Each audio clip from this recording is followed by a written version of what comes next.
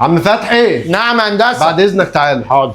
بالله عليك يا عم فتحي، قوم. بالله عليك، قوم. اي زبون يجي وانت شغال وبتركب له العجله تفهمه ان جوده الكاوتش مش اهم من محافظته عليه. هو ده. بمعنى ان حضرتك وانت بتستخدم الكاوتش 50% من عمر الكاوتش هو طريقه استخدامك انت، ومحافظتك عليه هو اللي بيضاعف عمر الكاوتش. بخطوات بسيطه وسهله هتقول له ايه؟ اول حاجه تحافظ على ضغط الاطار المناسب للعجله بتاعتك، ضبط الزوايا وظبط الزوايا واهتمامك بالعفشه ما يكونش فيها مشاكل ولا اصوات ولا اي مشاكل في العفشه ولا في جلب العفشه ولا المساعدين، هيضاعف معاك عمر الكاوتش. الترصيص برضو حاجه مهمه جدا جدا في الحفاظ على عمر الكاوتش. تدوير الاطارات من 10 ل 15 الف كيلو كل مده، ده بيحافظ معاك برضو على عمر الكاوتش.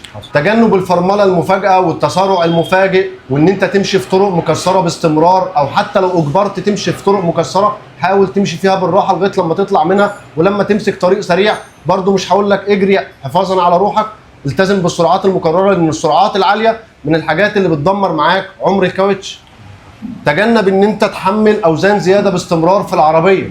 بالخطوات السهله دي تقدر تضاعف عمر الكاوتش معاك. واما بخصوص عم فتحي فهو اقدم صنايعي عندنا، وهو طلب ان هو يظهر ويشرفنا ان هو يكون معانا في الفيديو بما ان هو يعني اقدم واكبر صنايعي عندنا.